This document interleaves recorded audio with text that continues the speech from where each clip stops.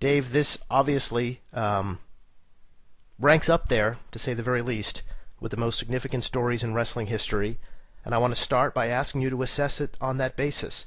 Of course, the deaths and the tragedies kind of have their own weight over the years, but Montreal, what about it stands out as amongst the many wrestling news stories you've covered in your life? Well, I mean, at the time, the reaction to it was probably the biggest. In fact, it was the biggest of any story, because the two biggest were that and the Chris Benoit thing, which came years later. Easily the two biggest. I mean, the Chris Benoit was much bigger of the two. But this one, when you look back, at the time it was really big. But when you look back now 20 years, the ramifications of it, because of the creation of the Vince McMahon character and the whole change in the business, you can really, the openness of the business and the and changes that some people might think were not for the best, but they kind of took, to a degree, a genie out of the bottle that they could never put back in, and it changed wrestling forever. And the Vince McMahon thing led to 20 years of heel authority figures, which, at first was actually quite, good and unique and everything like that, and of course was run into the ground. And of course the Montreal finish, which has been overused and has been run into the ground. But it's amazing to me now, looking back on it, because it was so big when it happened, but I thought it was this really big story, and people will always talk about it because of the controversial nature of it. But I never thought it was actually ended up being like much more significant than even we thought when it happened, like the week after it happened. Now, as the Vince McMahon heel character takes shape after this, it's been interesting to listen, go back and research, and hear folks talk about the degree to which it was yet another one of those happy accidents. There was no master plan. Can you talk about watching Vince, the guy you had known and to some degree reporting on WWF for years and had your run-ins with, as we've discussed in the past, slowly morph into this maniacal television character? Well, I mean, the whole thing of Vince McMahon, I mean, what I remember is that, like, a week or two, it was right after Montreal when Vince was going to go on Raw and he did the promo.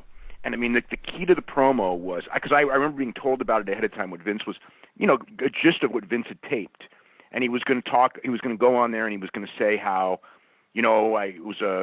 I gave Brett a free shot, and if it was a real fight, even at my age, it would have gone differently. It would have ended differently. And I was going like, nobody wants to hear, whether true or not, nobody wants to go on a wrestling show and hear this guy who was a world champion for years, top guy in the promotion, main eventer, and have the 52-year-old owner go in there and go, in a real fight, I'd have beaten him up. Nobody wants that during their wrestling show. But Vince was so adamant about, I guess being mad that he got decked, I guess is the only way to put it, and his pride hurt and everything. Mm-hmm. And he had to say that. And by saying that, and he thought, it was going to be like he was going to come off as a big baby face. And, of course, everyone hated it. But in the end, it was probably for the best, because he realized very quickly afterwards that everyone was hating him. And then, Vince Russo probably, he's the one who takes credit for it. And, of course, he takes credit for a lot of things that aren't true. So, but I've never heard anyone dispute it, that Vince Russo goes, we got to make you a heel. And Vince went with it. And, Steve Austin and Vince McMahon got created, and that feud really turned WWE around. I mean, they were a struggling company. That was just, they had actually started recovering in '97. So it wasn't like they were down in the dumps by this point, but they skyrocketed from this point, and then from, 98 to 2001 were really, as far as the real popularity of wrestling, those were the biggest years of our lifetime, really, I mean, I would say. And, so they had this great run, and even like in the 2000s when their popularity decreased, I think that just the basis of that run, because of TV rights and things like that, put them in a financial situation far better than in the 90s when they had the other bad period. The 2000s bad period wasn't nearly as bad for the company as the 90s bad period, where the company was really threatened. And I think, that's because of that 98-2001 run and all the ramifications of that. Dave, so just out of curiosity, with let's say Montreal didn't happen the way that it happened. Let's say Bret Hart, and it all went amicably. Bret Hart left for WCW amicably. Do you think that the boom still would have happened with Austin and maybe not McMahon if he wasn't necessarily going to become this heel character, if that was not even in the plan? I don't think to the degree. Mm. I think it would have. I think that Austin and The Rock coming at the same time probably would have led to a pretty strong period. I don't think it would have been quite as big as it was. I think that the plight of WCW would have still been the same. WCW was not put out of business by WWE. They were put out of business by their own incompetence, and that wouldn't have changed, their own arrogance. But I don't see them getting to the. I don't see the ratings getting to the level they did without Vince as the character. Yeah. I don't see Austin getting quite as big, although Austin would have absolutely been big. Because he was already getting big. I mean, you could see, even in before the Vince character. Another thing though is what we also have to figure in is the Tyson thing, because Austin really took off before Vince with Tyson. So it was that angle with Mike Tyson. So I think we would have had a boom, and then The Rock had so much charisma, we'd had a boom, but I don't know that it would have been quite as big as it was. Mm. Now, let's set this scene, because anyone who's read Bret Hart's book knows that after this goes down, and this is done to him in Montreal, that he's feeling his way around in the dark in terms of how to get his story out there, his message out there. And as we know, Bret Hart is brimming with storytelling capabilities. I mean, he'd been recording his every move for a future book throughout the course of his career, so he certainly is a stickler for documenting the things that happened to him, and now he's smack dab in the middle of one of the most controversial and talked about and speculated about things to happen. And at some point, Dave, he picks up the phone and he calls you. And he's basically advised that of all the ways to get your side out there in the appropriate detail, Dave Meltzer's the answer. Now, to my understanding, you didn't necessarily have much of a relationship with Bret. I think he fell more into the category of guys who looked skeptically upon the wrestling newsletters. Can you talk to us about Bret reaching out after the screw job? Yeah, Bret didn't like me, but we had mutual friends, and I'd met him a few times, and I mean, like I was friendly with Owen and Bruce and Ross, his brothers, and but I mean, it's an interesting thing because I had talked to people in the company. And I was probably, honestly, I would say at that point in time on my best terms historically with the company in 1997, because if you understand WWE and not so much WWE but Vince, when Vince is down, I'm going to be his friend, his best friend, not necessarily now, but I mean if their business is down or they're threatened like they were by WCW or they're threatened by the government, or they're threatened in an election. I mean, that's when I'm going to hear from Vince. I mean, that's historically that's just what happens. Or there's a scandal. I'm going to hear from Vince at that point. When everything's running well, I'm probably not going to hear from Vince much. So at that point, I mean, I was, I mean, they were on the losing side of a battle. So I was hearing from them, regularly, and I had great open communications with everyone. And I mean, that's the funny thing, because a lot of people think, oh, it's like I was friends with Bret and I'm anti-WWE. And at that point, it was actually probably as opposite as it could be. But and I had talked to several people in WWE, and they had given me the company story, and I was, but I had heard from other people and from other wrestlers the Bret side of things. So I was not anti-Bret at all. I was open-minded about it, and then Bret called me, and it was one of those things where we had a really long conversation. It went several hours, and it was just detailing everything that led up to it. And he said, like in the thing goes, I know you're going to hear different, and he said that, but everything I tell you, I'm going to be able to prove. And in fact, for the most part, I mean, he sent me documentation, and pretty much like when I read all the documentation, it was like, yeah, that's pretty much it. He was, that's what happened. And I remember after he was off the phone with me, we actually talked again a couple days later, and it was almost like he was going, it was, I had finished the issue, but he hadn't read it yet, because in those days it didn't come out electronically. It came by mail, so it was going to be several days. And he was quite nice, and he just goes, I kind of wish I didn't do that. I think maybe I made a big mistake. But then when the issue came out, he just goes, "No, I didn't make a big mistake. Mm-hmm. You know, it needed to be, and you really did a good job on it." And yeah, and I actually have been, you know, real good friends with him ever since, because I think in his mind, it was like someone who he thought was an enemy, and you know, in his time of, you know, where everyone in the business could have turned their back on him because the McMahon storyline of what happened. You know, he was going to go to Nitro the next day, and he was backed against the wall. That whole story that you've all heard a million times that wasn't true would have become the story. And I think that because he was able to go in there and give so much detail and basically had all the proof, or a lot of the proof, you know, the real story came out to the people who want to know the real story, and a lot of people don't. Sure. And I must say, those observers, which Dave has reposted at WrestlingObserver.com for subscribers to his website from 20 years ago, an absolute tour de force in getting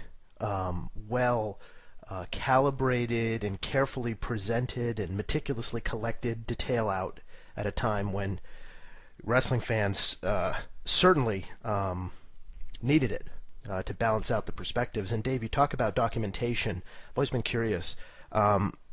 When Brett and Vince are going back and forth with different scenarios, you know, what if instead of Shawn beating me in Montreal, we do this, and then I lose to this guy on this date or at this house show? What kind of documentation does he have? Are they drafting legal letters back and forth about the scenarios? lawyers were doing letters back and forth, and you know, it was basically Brett's attorney who was saying, like, this is what he's, you know, because he had the creative control in the contract, which a lot of people don't understand. So people go, well, he should have done what his boss said, and it's like, well, it actually is different because of the contract. And they were going back and forth on it, and Brett was like, you know, his basic thing is that he didn't want to lose to Shawn Michaels because, you know, and then it's a funny thing because I think he'd have had no trouble. In fact, I'm sure he'd have had no trouble losing to Shawn Michaels if Shawn didn't make a flippant remark at him, whatever it was. I think it was, I forget the date of it, but it was like 6 weeks earlier or so, where Brett goes something like, I know I'm going to have to put you over, and I'm happy to do so. And Shawn just goes, well, that's nice, because if the situation was reversed, I wouldn't do that. I just want you to know I wouldn't do the same. It was October 12th in San Jose, actually. It was in San Jose, and I mean, and now let me tell you about San Jose. So that night, I was out to dinner after the show with one of the WWE wrestlers who was friends with Brett, and he was furious. Now, he wouldn't tell me what was going on, but he was so he was there. He was fuming at Shawn Michaels, and he just goes, Shawn Michaels, and he's just going to go, what's wrong? And it goes, I can't tell you. I go, but he is the most disrespectful. You know, I just want to beat the you-know-what out of him. I mean, that's what the guy was really like. I was going, whoa, my God. I mean, and I didn't really know the context of that until Brett is going through the whole thing, and it's like San Jose. It's like, oh, my God, you know. So, yeah, and I think he may have done it in Nassau. There may have been another one in Nassau where he said something to him. But yeah, it was like it was that thing. I think if that was never said, I don't think, Brett's leaving. I don't think he would have had a problem with it, with losing to Shawn. I mean, he had great respect. I mean, they definitely had problems that year, but he had tremendous respect for Shawn as a talent. But because of that, and I think because of what happened with Davey Boy Smith in England, where that one was one where it just should have never gone down that way, and that's always a weird one because, Shawn had been telling everyone and bragging how he never had to lose, he's not going to lose anymore, and blah, blah, blah. And it become a real hot thing among the talent. The talent really was negative on Shawn. I'm not going to lose. And I remember the week before it was Manchester. It was Davey Boy Smith's hometown. So the week before Manchester, someone in the company who was just like, look, we know the problems. And he was like, Shawn is losing clean to Davey Boy Smith in Manchester. That's it. It's gone as far as it's going to go. And Davey, of course, had been told this and had promised, he dedicated the win in Manchester, which is so funny now, where you would think somebody like the whole thing of that, if you're a fan of today's wrestling and you hear everything that went down, it sounds so preposterous. And I mean, if you watch Wrestling with Shadows now, I mean, I remember watching Wrestling with Shadows in 2005 with a couple of WWE guys, and we're just going like, this is so ridiculous looking at it now. Now, in 1999 when it came out, or 1998, it was like it was not, I think 99, but when it came out, it wasn't preposterous at all. It was dead serious, and it just shows the changes in wrestling and taking wins and losses seriously and championships that matter and all that. And if you understand the mentality of pro wrestling in the 90s, all of this makes sense. If you think of pro wrestling now and you talk about Davey Boy Smith dedicating he's going to win the European Championship in honor of his sister who's dying from cancer, and because he's told he's going to, and then he's in Manchester, and he's told he's losing the match after being promised all along that he was going to win. And it's to Shawn Michaels, who the whole Hart family had a problem with anyway, because how he skipped out on WrestleMania and, all of the stuff between him and Bret that got too real. That was another aspect of it where, it's just a weird thing that happened that, it made it even more to like, why am I going to, Bret not really wanting to lose to Shawn. In the letter he said he would lose to anyone at any time after they got out of Canada. It was a couple of days later. They had, I think, TVs, and then it was like, they had 3 weeks under contract and another week that Eric Bischoff had given him the okay to stay another week in WWE to lose the championship if need be. So they had all that in there, and it was, just like he wanted to lose to Austin. I think he would have lost to Shawn in the United States. I think that the other thing too is on the Wednesday before the Survivor Series, when they were talking, Vince is trying to figure out Vince has also got his back against the wall.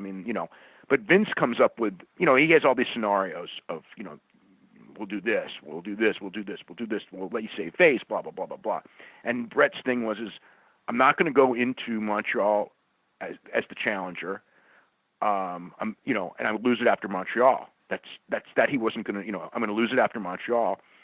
And they came up with a thing where Vince just goes, okay, I've got, Vince wants him to lose to Shawn. That's Vince's idea. Bret's not happy about Shawn, in specific because of all these things. So Vince comes up with a thing on the Wednesday before, and he just goes, how about you beat Shawn clean in Montreal? And will you then lose to Shawn in, wherever, anywhere, Madison Square Garden, Springfield, Greensboro? There were a bunch of cities that it could have happened. And Bret was like, yes, if Shawn puts me over, I'll put him over on the way out. That's only fair.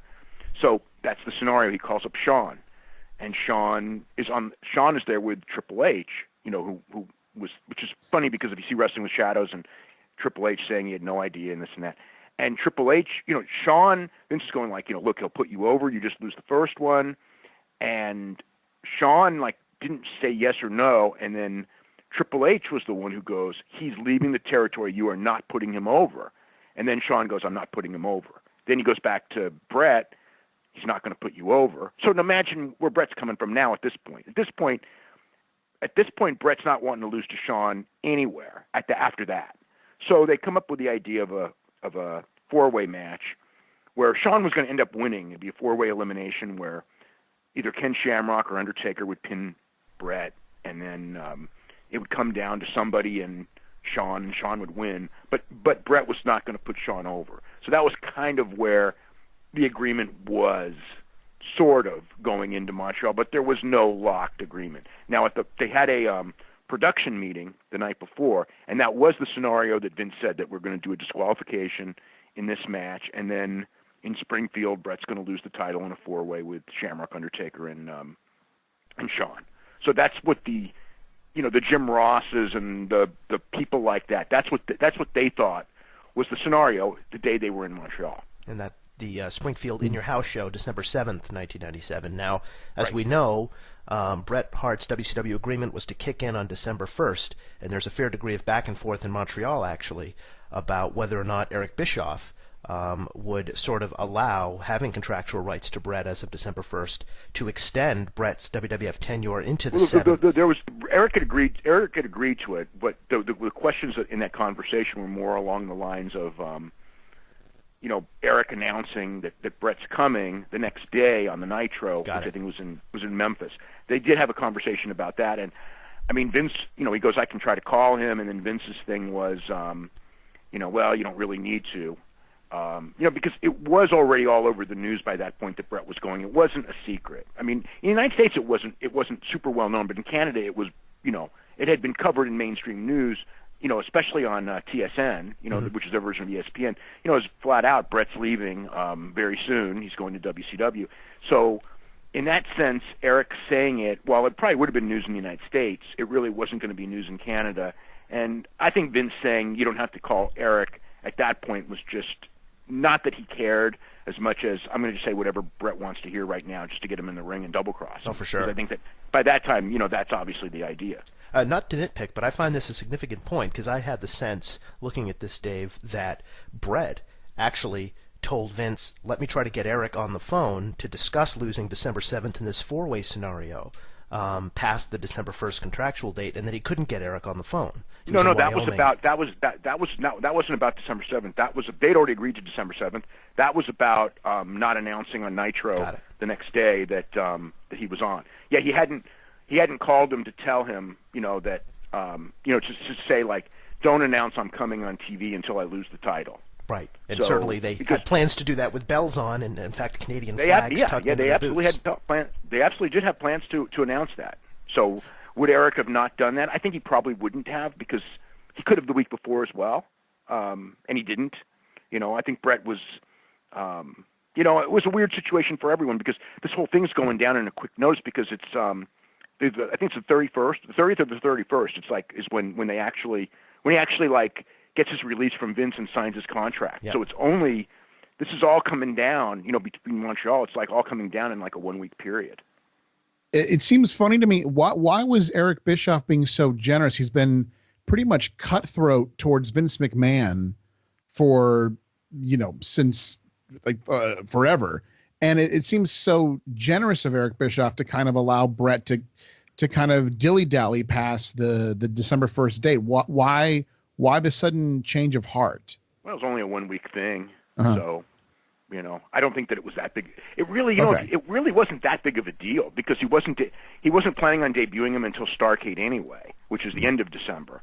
So it's like, you know what I mean? There was plenty of time. Yeah. It wasn't like if he had like a pay-per-view himself on December 7th, would he have been so nice? Probably, who knows? Maybe he would, maybe he wouldn't have. Yeah. Now, after you published that incredibly detailed account, after speaking with Brett for an hour or 2 hours, whatever it was, to what extent do you get WWF folks coming back to you, Dave, trying to mitigate some of the finer details that make Brett appear favorable, or do they just sit back at that point? Was it kind of beyond? No, they were talking to me. They were talking to me all week, and the only thing that anyone said to me was that Brett's saying that he got Earl to referee was not true because Earl was always going to referee. Mm-hmm. I think Brett said that he pushed for Earl to referee, and their version is that they didn't dispute anything other than that they said Earl was always going to referee. Earl referees all the big matches. So because one of the sidelines of this story, if you remember, is that Brett felt comfortable because he thought that Earl Hebner wouldn't double cross him. Oh yeah. Because him and Earl were pretty good friends, and Earl didn't know anything until like literally when he walked to the ring, and then they took him aside and goes, "This is what you're doing." And Dave, his brother, you get everything packed in the car, and as soon as you do that, you get out of this building before because who knows what the wrestlers are going to react to like. Oh yeah. Just get out of here. I want to talk to you about that quickly, Dave. Earl Hebner, because in discussing this early here and looking at some of the literature, if we can call it that, interestingly enough, in Shawn Michaels' book, which came out I think in 2015, he says that at 7:00 p.m. Eastern that night, he's telling Earl Hebner in the dressing room as he's getting ready what the finish is going to be, not 10 minutes before Brett and Shawn go out to have their match. I don't know. That is different. Yeah, I don't know the degree to which Shawn's Earl has always said it that way. That's what they claim. Shawn, I mean, I don't know. I don't know what Shawn said to him. I mean, there's a lot of stuff that Shawn said in this whole thing that's kind of not consistent because Shawn, I remember there was a funny story because of, how the finish went down. And I know someone who basically knows the intricacies of the finish and went in detail, doing the, not doing a fast count pin because, Vince's idea was the Moolah Richter finish, the fast count pin. Oh, really? And yeah. Just, Shawn does it. And it was like pretty much pointing out to Vince, it's like that could be a disaster because we do the Moolah Richter finish, which is Vince's finish. Brett knows that Shawn's in on it. And he knows the referee's in on it. And what if Brett gets up and decks Shawn? Okay, he's gone. Shawn's the champion. And it's just this guy who went to WCW just knocked out our world champion. I mean, what if that happens? I mean, not necessarily that it would happen, but it could. It could happen, right? Brett figures, because Shawn cannot deny knowing it when he's holding Brett's shoulders down for 3. When it's that finished the way they did it, Shawn could plausibly deny it as he did, which was a key also for the dressing room, because the dressing room would have all hated Shawn for doing it, whereas Shawn was able to lie for, however many years. It was years and years in the dressing room that he was never in on it and he didn't know. I mean, that was like part of the thing.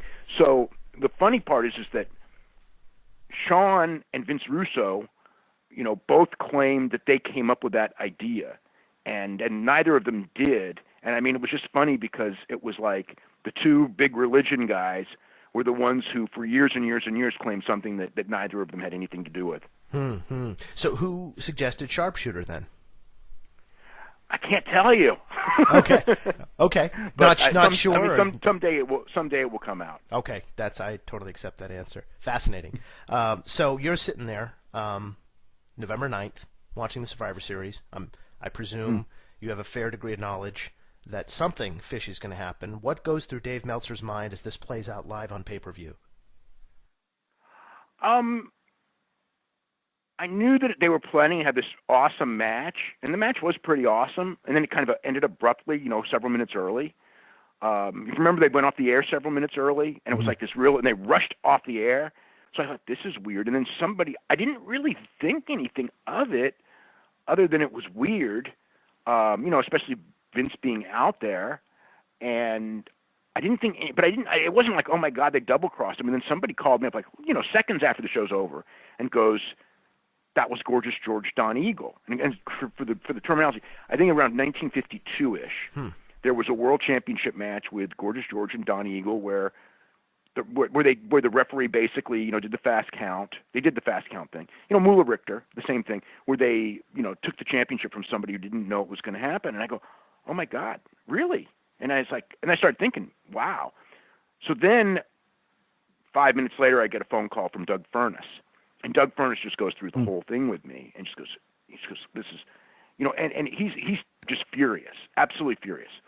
And he's, and by this point, I've actually kind of half-ass figured out that they double-crossed him. And I go, yeah, I know they double-crossed me. So you don't know. And I go, yeah, I think I do know. No, you don't know. You didn't see Brett's son crying. And it's just like, you didn't see Brett's son crying and this and that and what they did in front of his family. And it's like, he was just furious. And then, as the night went on, it was, one guy after another calling me, and they're just livid at Vince. And, remember that night they were all talking about, walking out and boycotting television and this and that, and Brett's telling him, don't just go to TV, just do your job. It's not worth it, like that. But, the hostilities or the feelings among the talent was very, very hot. Vince managed to quell all that by giving the big speech at TV about how, he got Brett this $3 million contract in WCW, and Brett's, like that, and also that Brett was going to Memphis the next day with the belt, and he was double crossing all of you, and that was the story, and that's been the story for, the Vince McMahon version of the story and his lieutenants from day one, is that he averted Brett going to WCW, holding that championship belt, and Eric and Brett had, planned this horrible, thing, and I had to do what I had to do, and I gave Brett a free shot and let him punch me, and and basically making himself the victim. Now, do people in the business, the people who do think the people who think it was a work, okay, do they think it's a work because in wrestling you're so paranoid and also so prideful about not being able to get worked that they couldn't conceive of any other possibility? I mean, you've heard it, Dave. There are people who make this case passionately. I think that it's just the idea that, because the idea that it worked out for everyone, which, you can say it did. It certainly worked out for Vince in its own way, but who could have predicted that? It's like all those things that happened. I mean, it was all a series of flukes. I mean, who could have predicted that Vince trying to be a babyface, and Vince is great at manipulating the public, that Vince trying to be a babyface would end up being so hated, and therefore it would lead to this. It's like everyone thought it's like this whole thing, and so I could see that, but at the time, this was serious business. I mean, WCW was winning the wrestling war; they were well ahead, and WWF was losing. You know, I think Austin maybe by then was the most valuable guy, but Brett was probably number 2 at that point. And he was the champion. They're losing their world champion. And Austin, you know, while probably more valuable, people didn't really know it yet. You know what I mean? It was like Austin was just starting to take off. I mean, you know, the one thing that I remember about November that month, you know, Brett was, Brett was gone by this point because he didn't do the house shows. And I thought, you know, now they don't have the champion, the house shows are going to go down. And the house shows were way up, and it was because of Austin. You know, so that was really where I started seeing, you know, those 4,500s turning into 7,000s, and it's like, what's the deal? And it was like, and Austin was just catching fire, you know, because he had the thing. He was coming back from that Owen Hart neck injury, which is another thing. I don't know that Austin ever gets that big without the Owen Hart neck injury, because the whole thing of Austin was he couldn't wrestle. And by not wrestling, they had to come up with all these ideas, and these ideas actually got him over like crazy. And then, you know, then the Tyson thing came, and then the Vince McMahon thing came, and Austin was, you know, by that point, that's when they're like legitimately selling out almost every show. I mean, there's always the what's it called, the wrestler's recollection that every show was a sellout when they really weren't, but that was the one era where they were really selling out almost every show. You mentioned Vince thinking in doing the Brett Screwed Brett interview that he's going to babyface himself. In the eyes of the public, which is just hilarious. It is hilarious, but it points to, you know, how far-fetched it is to suggest that this was some grand design when Vince didn't intend to come off as a heel in those interviews, but in fact get the public on his side. The opposite happened, and Dave, I want to read back to you something you wrote at the time about this interview that happens 2 weeks after the Montreal Screwjob on Raw. Vince sits down with Jim Ross. We all know the visual with the bruise under his eye and everything. And this is what you said about kind of what people were coming to learn who didn't know the Vince McMahon that conquered the wrestling world and had managed to kind of reform and reshape a new generation's perceptions of who he was and what he was capable of. You write, even though he was so good at hiding who the old Vince McMahon was, to the point only those who had dealt with him for many years remembered about not letting your guard down. When the pressure was on, the old Vince returned. Only this time, it was in a situation where those who didn't, quote-unquote, know him were truly, quote-unquote, introduced to him for the first time. I hope you could expound on that for us. Well, you know, Vince, I think by that point, because it's like Vince was a real cutthroat. You know, I mean, that was the nasty wrestling war with dirty tricks like crazy. And, you know, then he became... You know, he got older and he became kind of like this babyface announcer character, and most people like didn't know that side of Vince.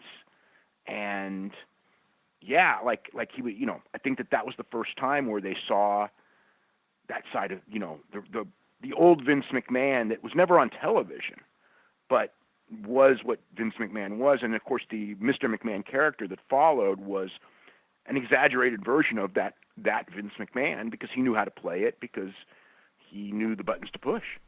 Have you heard anything along the way over the years that even just for a second made you think or consider the possibility that Vince was justified in what he did that night? But okay, here's the thing. I looked at both sides of the story. I understand where Vince was coming from. I really do. It's you know, you're in a wrestling war. There's no rules in a wrestling war. You're on the losing end. You're losing your best guy because of financial issues and just overall different issues. It's a risk, you know, because it's like Brett going was more Vince's move than Brett's move, which was the most fascinating thing about the whole thing, because that was the one thing I didn't know until Brett told me, you know, when Brett's going through the whole thing, because I just thought, you know, Brett's leaving to go to WCW. WCW is offering him more money. I mean, I knew the year before, you know, in '96, I knew all about those negotiations. You know, Brett was in San Jose, California, and he was hanging out with one of my best friends the night before he went to Omaha to say that he was going to sign with WWF, and he'd already made the decision. But Eric was doing this last-ditch effort to get him, and he actually, you know, had a contract, and he was doing some autograph sessions in, I think, Santa Clara, California. And, he had the Eric Bischoff contract, and I think Hall and Nash were trying to convince Brett that weekend as well. Hey, just leave. This is '96, because Brett was a free agent at this point. And it was a lot bigger offer than Vince's offer, but Vince's offer was a good offer because it was the famous 20-year deal. And Brett turned down the bigger money offer, or the bigger short-term money offer, because Vince's offer actually was probably in the long term, may have been more money. Mm-hmm. But the thing was,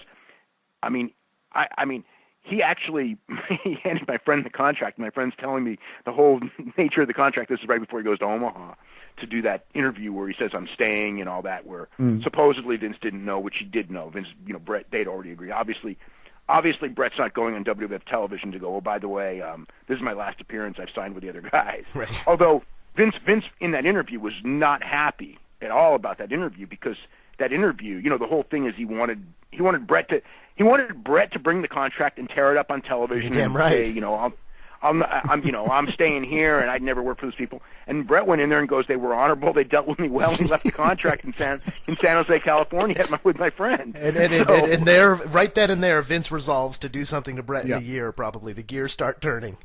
Yeah. It's funny how that thing all worked out, but that was the one. Like I said, like when Brett told me that, like, I just figured the contract's up October 30th, which was weird because I knew it was a 20-year contract.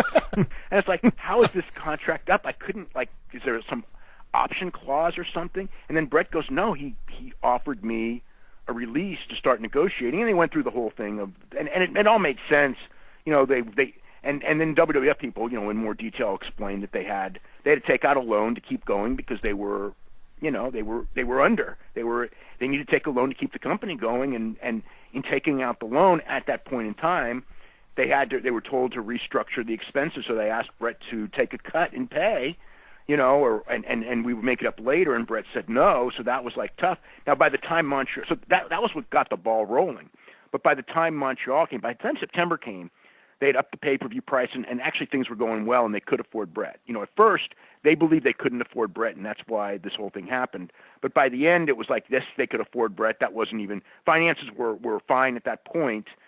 And but by then, it was just like he'd already told Brett, and Brett had gotten that offer again. And by this point now, Brett's turned down a $3 million a year or actually $2.8 million a year offer, and I think he got a 2.5 for the second one.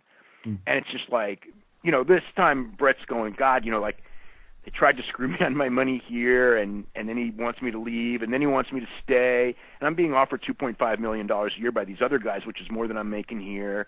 And by this point, I think Brett's he's going back and forth. He's there's part of him wants to stay, there's part of him that wants to go. And Vince is just kind of like knows this, and he's just kind of losing enthusiasm for Brett, and that kind of was what I think led to what happened at that point. Just a couple more for you, Dave, and thanks for your extended attention. We would greatly appreciate it. What was it like covering Brett, now that you have a relationship with him, in the years that followed Montreal? And this poor guy gets concussed by Goldberg, suffers a stroke, later goes on to have a scare with Owen dies. Owen dies is the worst. You're not kidding. And Rude dying, and Hennig dying, and Bulldog dying, and his parents dying. What was it like watching this happen to the guy who took that stand? I don't know. I always felt like the universe, is trying to tell us something about taking a stand for what's right. Yeah. Well, his parents were old, but it doesn't make it any easier. I went through this a couple months ago. Yeah. But as far as like Davey Boy and Rick Rude and those, Rick Rude was one of the guys, and Rick Rude was the guy who told Bischoff, that night, because Rick Rude was right there when Brett slugged Vince, and he called Bischoff up, and he just explains, like, this is what happened, and this is how it happened, and he's the one, because Eric's probably thinking it's all a work, and Rude's the one who told him, like, it's not a work, it's real, you know what I mean? So, and Brett had a lot of respect for Rick Rude, but as far as like the stroke and Owen and everything, it was the Owen thing, of course, was just horrible, and from Brett's standpoint, it's like, what do you say? Because in his mind, it's like, if I had stayed, maybe I would have had to pull, and because Owen didn't want to do the thing, Right, of course. and maybe I would have been able to talk him out of it. And then how do you go through the rest of your life like that? You know what I mean? Like this happens. I mean, so that's a real bad mental thing on him, because Owen died, and he, everyone that second guess, what if I did this, and Vince, I'm sure second guessed it a million times as well. At least I hope he did.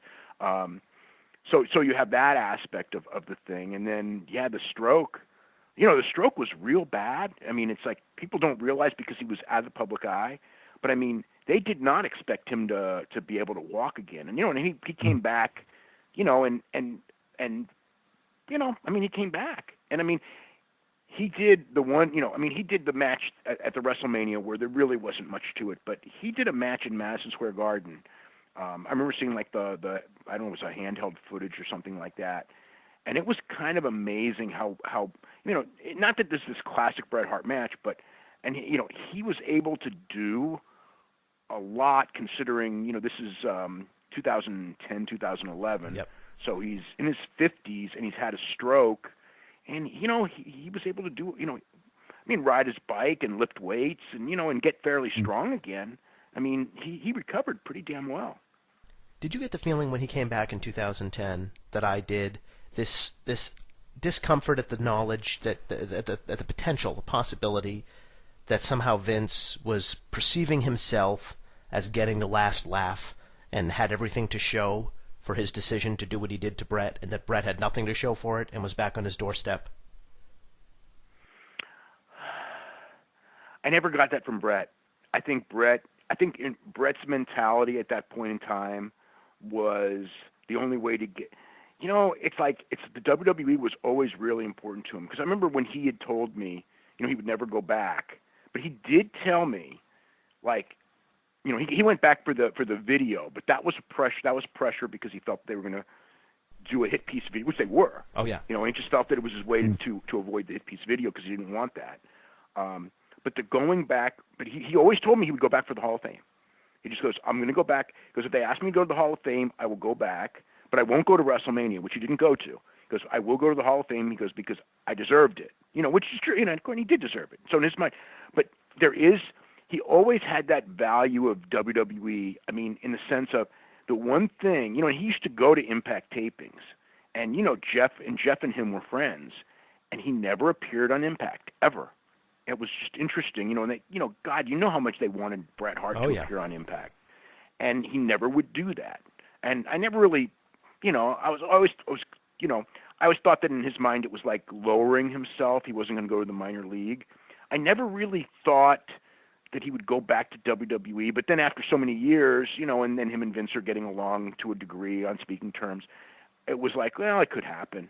But I was still surprised when it did. When I'm trying to remember how the whole thing went. I'm trying to remember how I found out. I don't know if he didn't tell me, but before he went, we had a conversation, and he explained the whole thing.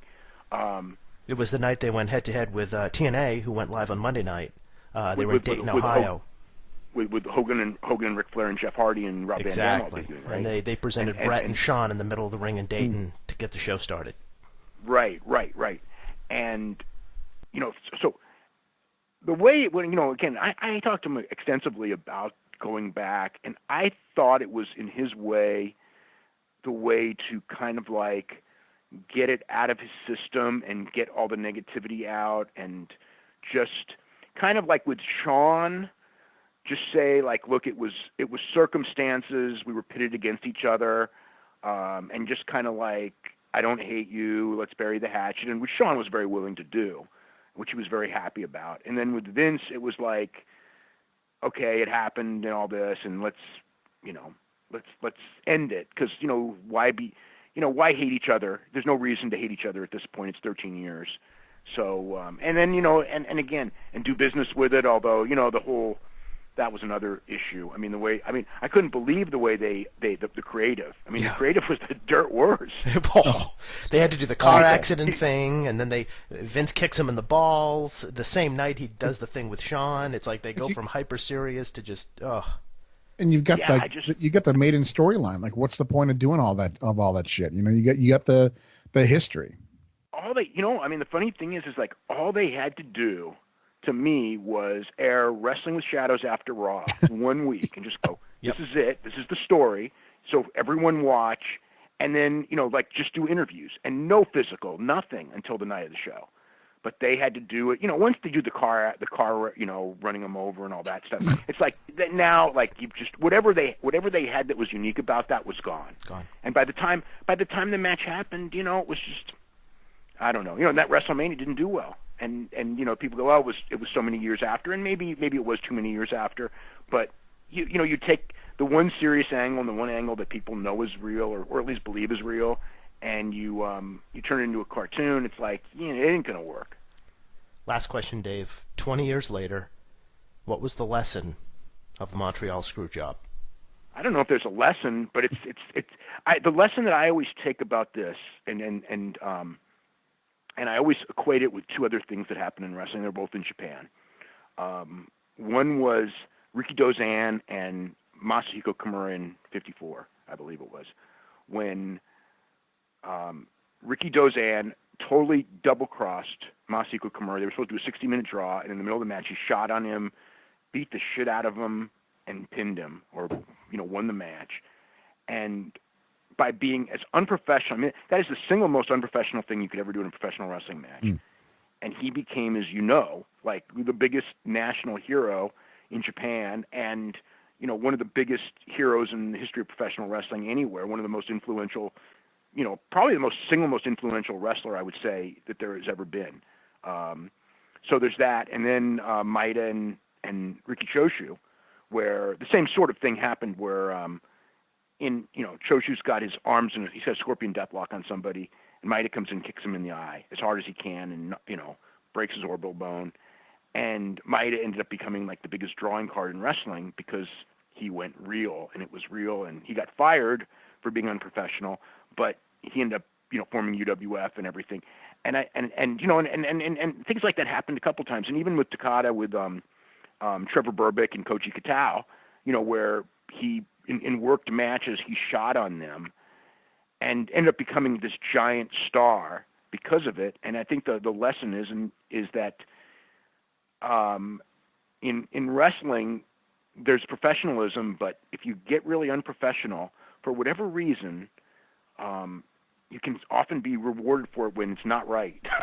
That's right. I mean, it's just like I always thought, like it's like, Riki Dozan and Maeda and then Vince, it's like the most unprofessional thing in all cases.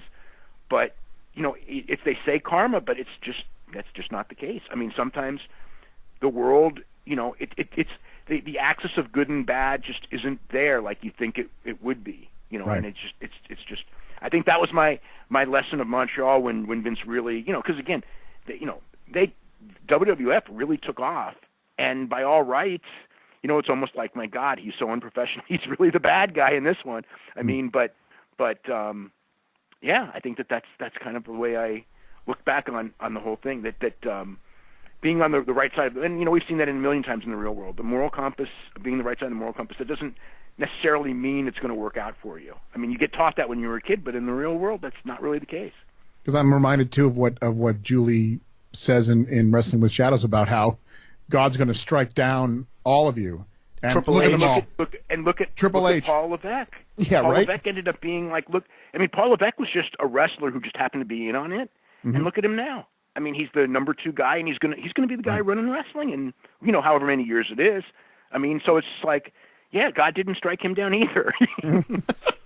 Sometimes it's comforting to tell ourselves that these backwards outcomes are unique to the strange and insular world of pro wrestling. But I think, David Meltzer, not the case. Yeah, right. You put your finger on the fact that it might be real life that's the problem, not so much the culture of professional wrestling. But no, I think with wrestling, you learn a lot of things that help you really understand real life in a way that if you didn't really follow wrestling, that you might not. I mean, certainly when it comes to MMA, I mean, there's no doubt that if you follow pro wrestling, you're going to be way, way, way, way ahead of the curve in MMA, because you know this too, Jack. I mean, you still get people, going about certain things in MMA, going like, why would you ever do this? And it's like, to you or me, it's like, well, duh. It's like it's what makes sense, but it only makes sense to us because we've been following the pro wrestling world and kind of know, like, businesses, it's business. You know, I mean, that's what it is. It's business. You know, it's not pure sport, whatever pure sport means, because all sports are business anyway. Yeah, and even beyond MMA, Dave. I mean, you know, I got to say, just following the business as closely as I have all these years, thanks in large part, of course, to you and your work, you're more equipped for dealing with and expecting and seeing coming the two-facedness of humans. And, you know, Montreal lets you know that just when you think everyone's giving you the thumbs up, it could be a big setup for a very dramatic thumbs down when you least see it coming. Yeah. Montreal is very much a lesson of life, without a doubt. In you know, I mean, when you look at it, especially when you look at it with 21 years, and yeah, it's like, you know, it is kind of sad with Brett. He went through that period, you know, like about a 5-year period, you know, that just, and you know, like some of it, like, you know, he took Montreal hard, and so perhaps personal life wise, there were some ramifications of that. Certainly, but that had realistically that had little or nothing to do with what happened to Owen. I mean, maybe it probably didn't have much or anything, and certainly I don't believe that the stroke came from that. Although, I mean, like, again, not being a doctor, I mean, do I believe that if Bill Goldberg hadn't kicked him in the head and ended his career, that he wouldn't have had the stroke? I personally believe that. I believe that those were tied in together. I don't know that we'll ever know that. But yeah, if he'd stayed in WWE, he probably wasn't getting kicked in the head. I mean, he could have gotten injured in another way, or he could have never gotten injured, and he could have wrestled for, you know, part-time for many, many more years. And then, you know, it was only a couple of years, 2000, when Benoit and Eddie Guerrero and all those guys came. And, you know, I always thought that, like, Owen, because Brett I'd already thought of, you know, he was already gone. But I always thought, like, with Owen Hart, that Owen Hart was going to have, like, killer career years when Benoit and those guys came, because now he had guys that he could really shine with, as opposed to the guys when he was working in WWE and he was dealing with, you know, Ultimate Warrior and Diesel and all these guys, where it was, you know, 80% of the guys, you know what I mean, were guys that he wasn't going to be able to show his stuff with. It's a lot to process all these years later. And Dave, I mean, we talked about what came of the others. I mean, just quickly, Owen, Bulldog, they're in an awkward situation after Brett leaves. It's well documented, you know, the deals that got cut. But just to close off here, kind of the, I guess, collateral damage, I guess you could say. I mean, Bulldog goes to WCW, has his drug issues, has the trapdoor thing, everything. Yeah. I mean, the collateral damage of Montreal to close out here. Yeah. I mean, and the family, you know, I think the family, you know, the Hart family itself, you know, after all the years, I think that everyone's kind of, you know, I think maybe when Smith Hart had, you know, because Smith and Brett were not necessarily on good terms, but, you know, he had cancer when Brett had cancer at the same time. That probably brought them closer together. But yeah, you know, the whole family splitting up, and that was over Montreal and Owen, you know, and more Montreal, because of the, you know, the thing of, you know, the power of Vince when all you know, when your family is a wrestling family. And it's the same thing with the Guerreros. You know, when I mean, I noticed it when Eddie passed away. That just, I mean, like I was at Eddie's funeral and watching Hector Guerrero, you know, apologizing to Vince for giving him bad publicity.